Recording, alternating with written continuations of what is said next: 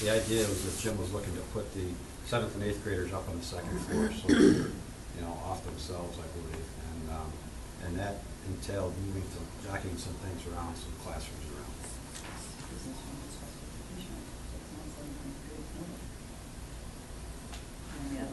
I'm just wondering why you're going to move it if you don't need it. Well, again, I mean, that was the concept. I mean, what we started out with is much different than what we have here. But again, as long as we have the space, we can fit the program in the space. But if we need to readjust the space where we have a spare room as we further flesh this out, then we would not spend $120,000 to move it down there. Well, this could easily, $120,000. if you find that you have the room, you know, and other things are going to work out, tweak, you just cross off that line there, that's all. The next item is the special ed and conference room space.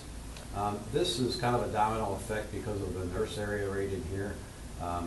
Jim was concerned that with the amount of students that are going to be added to this building, that the nurses area was not adequately sized. So what Jim was thinking was to take the space next to the business office, which is a conference room, and expand the nurse's office.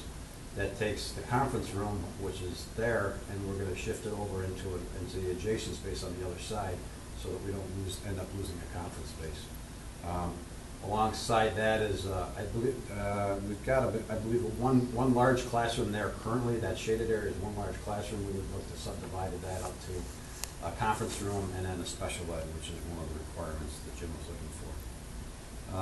To renovate the special ed and conference space, we're looking at approximately $50,000.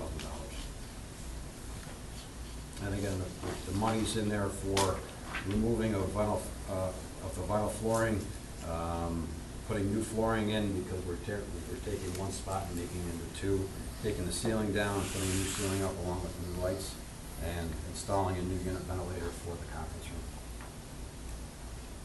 Next area we talked about was the expansion of the nurse's office. We've got some demolition costs built into the project, into the cost of the nurse's office. We're putting new vinyl flooring in there, taking the ceilings out, putting new ceilings and lights in, painting all the walls, installing some additional casework, which probably be required for additional storage for the nurse. We have some existing ductwork and control work being done to the heating system and associated lighting for that space only.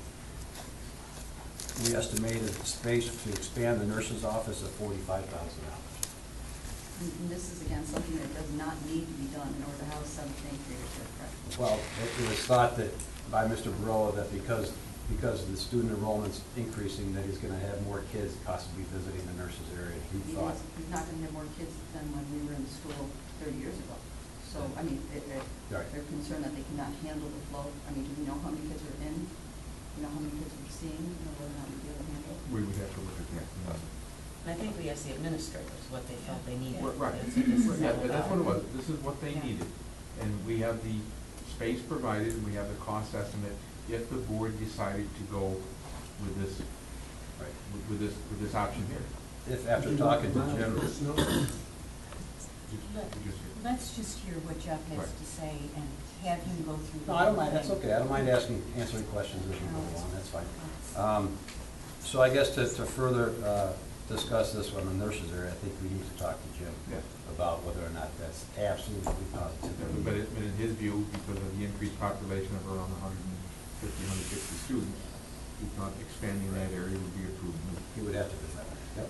And then if not, then that's another line item that we could cross off if that was determined. But it is a small nurses station for, I mean, looking next year, if this was put into place, we're talking around 480 to 500 students at 17 fall. Okay, the next area we're looking at is the new conference room, which is the old weight room.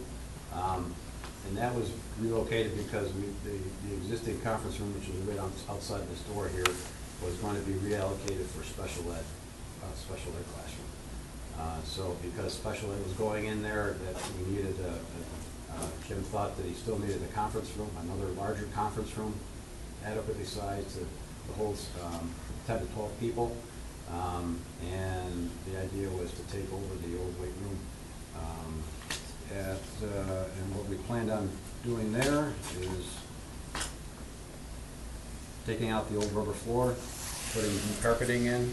The ceilings can stay because the room's not changing, so we can leave the ceilings and lights.